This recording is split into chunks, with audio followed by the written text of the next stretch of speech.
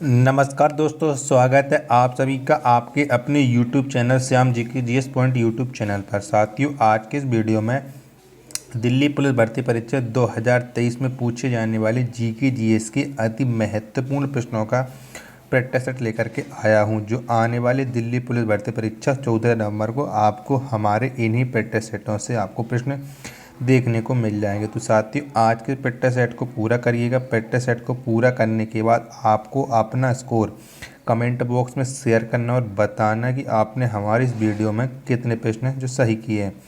तो आज के प्रैक्टिस सेट में मैं आपको टॉप 40 प्रश्न कराने वाला हूँ, जो आने वाली दिल्ली पुलिस भर्ती परीक्षा 2023 के लिए अत्यधिक महत्वपूर्ण और जिस भी एग्जाम में जीके जीएस पूछी जाती है उन सभी एग्जामों के लिए ये वीडियो बहुत ही हेल्पफुल है।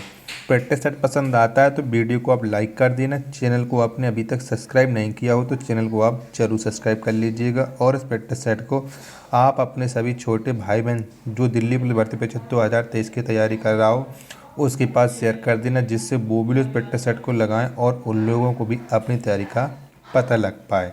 तो चलिए शुरू करते हैं आज का अपना जीके जीएस के 40 अति महत्वपूर्ण प्रश्नों का प्रैक्टिस सेट नंबर 4।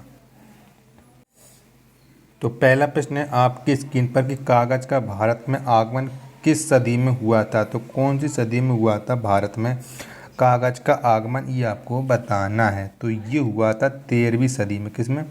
13वीं सदी में। ऑप्शन नंबर सी इसका राइट आंसर हो जाएगा।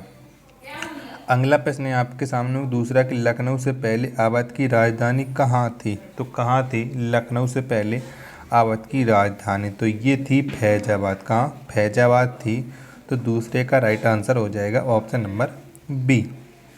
क्वेश्चन नंबर तीसरा आपके सामने कि प्रथम भक्ति आंदोलन का आयोजन किसने किया था। तो किसने किया था प्रथम भक्ति आंदोलन का आयोजन? तो ये किया था रामानुजाचार्य ने। किसने?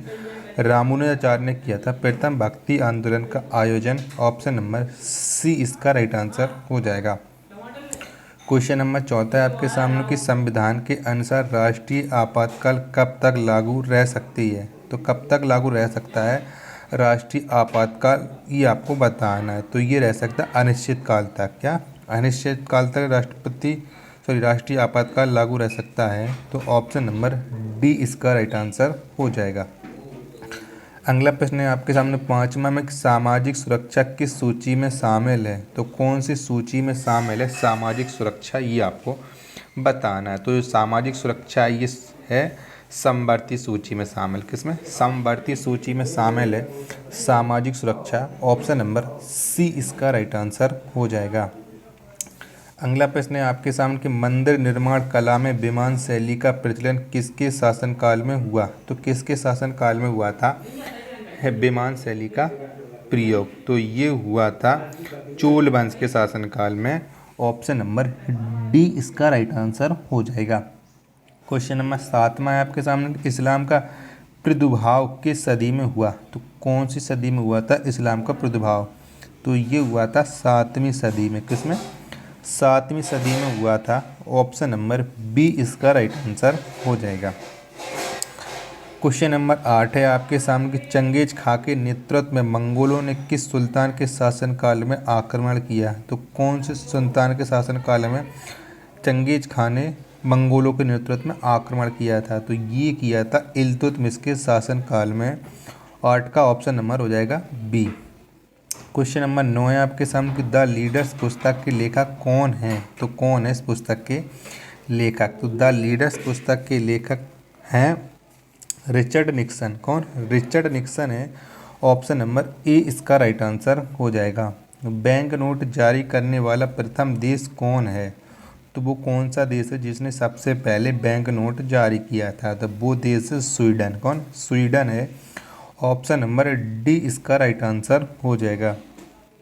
अगला प्रश्न है आपके सामने कि त्रिभुवन हवाई अड्डा कहाँ पर है। तो कहाँ पर है त्रिभुवन हवाई अड्डा, ये आपको बताना है। तो ये है नेपाल की राजधानी काठमांडू में त्रिभुवन हवाई अड्डा। तो 11 का राइट आंसर हो जाएगा option number C.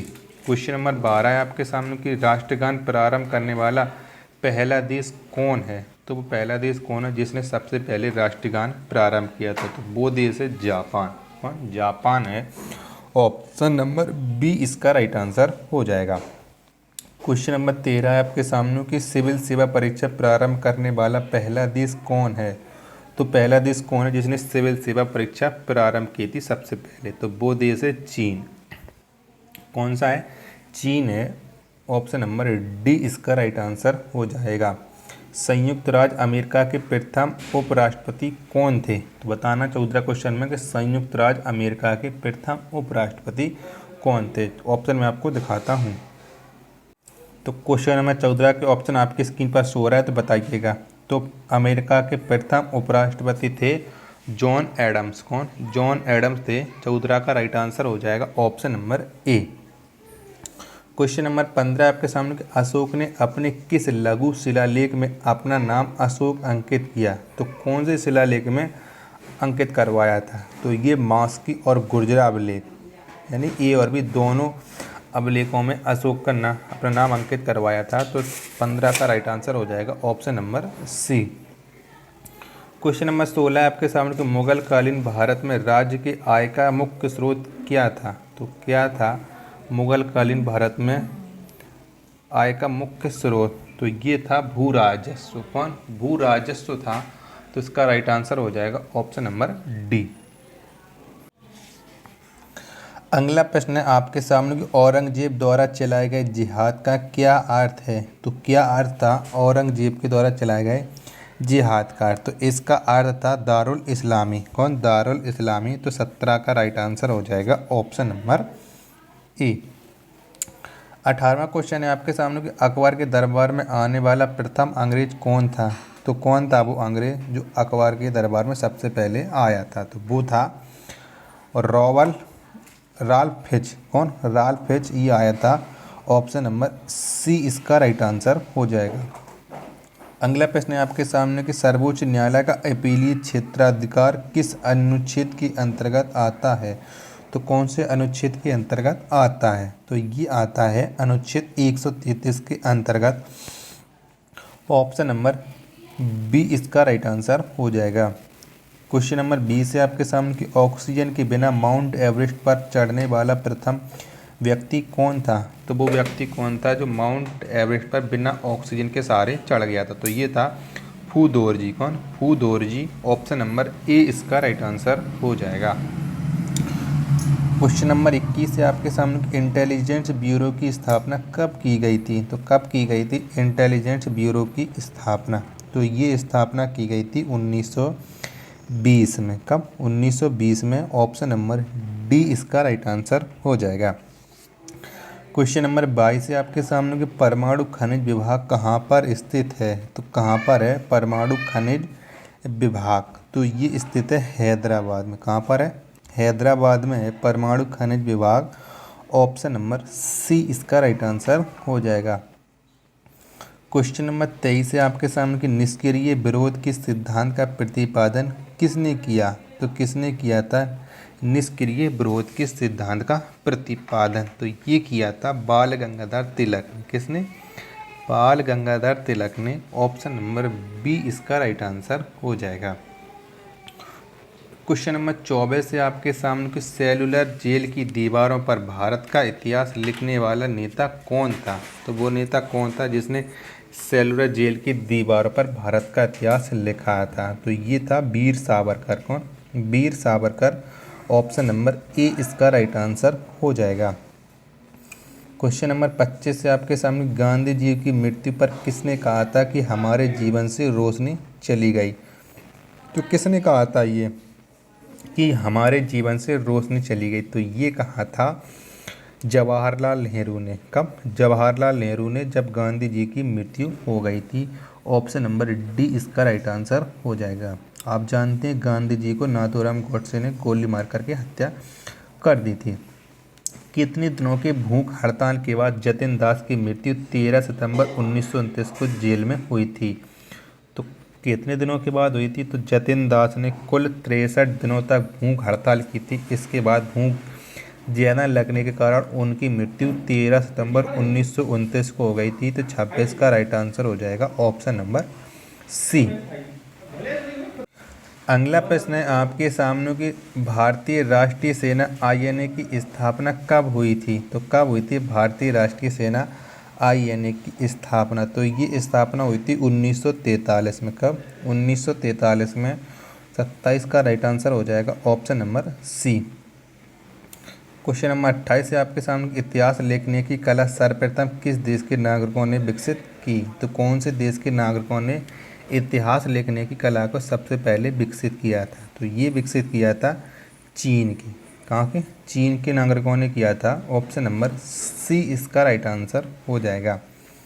Question number 29 है आपके सामने, सार्वजनिक हित याचिका की संकल्पना की शुरुआत किस देश में हुई थी? तो कौन से देश में हुई थी सार्वजनिक हित याचिका की संकल्पना की शुरुआत?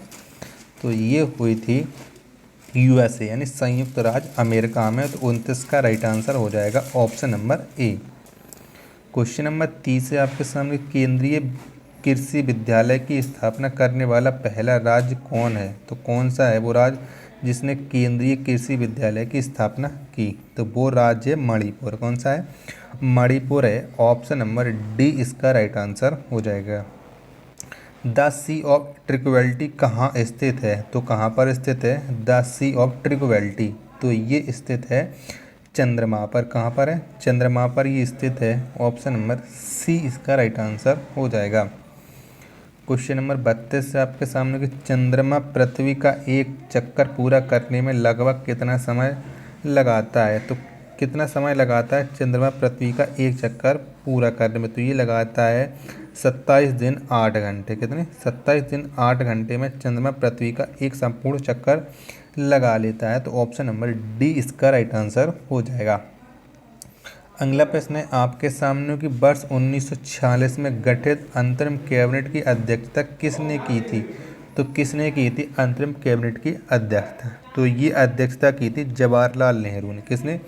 जवाहरलाल नेहरू ने। ऑप्शन नंबर बी इसका राइट आंसर हो जाएगा। क्वेश्चन नंबर 34 से आपके सामने कि बैंक ऑफ हिंदुस्तान की स्थापना कब हुई? तो कब हुई थी बैंक ऑफ हिंदुस्तान की स्थापना? तो ये हुई थी 1770 में। कब? 1770 में। ऑप्शन नंबर ए इसका राइट आंसर हो जाएगा।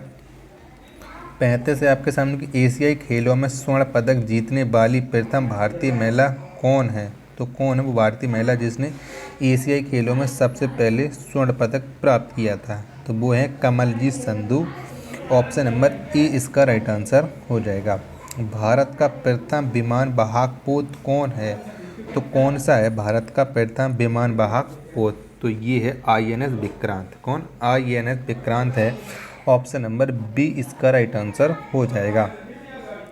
क्वेश्चन नंबर 37 से आपके सामने राष्ट्रीय डेयरी बोर्ड की स्थापना कब हुई? तो कब हुई थी राष्ट्रीय डेयरी बोर्ड की स्थापना? तो ये हुई थी 1970 में। कब? 1970 में। ऑप्शन नंबर सी इसका राइट आंसर हो जाएगा। अगला प्रश्न है आपके सामने 38 कि चावल को पॉलिश करने से कौन सा विटामिन नष्ट हो जाता है? तो कौन सा विटामिन नष्ट हो जाता है जब हम चावल को पॉलिश कर देते हैं? तो विटामिन B1। कौन? विटामिन B1 नष्ट हो जाता है। ऑप्शन नंबर बी इसका राइट आंसर हो जाएगा। अगला प्रश्न है आपके सामने कि रैयतवाड़ी प्रथा को किसने प्रारंभ किया? तो किसने प्रारंभ किया था रैयतवाड़ी व्यवस्था को? तो ये प्रारंभ किया था टॉमस मुनरो ने। किसने? टॉमस मुनरो ने। ऑप्शन नंबर ए इसका राइट आंसर हो जाएगा। तो अब आप बताइए आपने हमारे इन 39 प्रश्नों के प्रैक्टिस सेट में कितने प्रश्न सही किए हैं और आपको ये प्रैक्टिस सेट कैसे लगा? प्रैक्टिस सेट पसंद आया हो तो वीडियो को आप लाइक कर देना। चैनल को आपने अभी तक सब्सक्राइब नहीं किया हो तो चैनल को आप जरूर सब्सक्राइब कर लीजिएगा। मिलते हैं अपन नेक्स्ट वीडियो तथा नेक्स्ट प्रैक्टिस सेट में। तब तक के लिए धन्यवाद। जय हिंद मेरे प्यारे साथियों।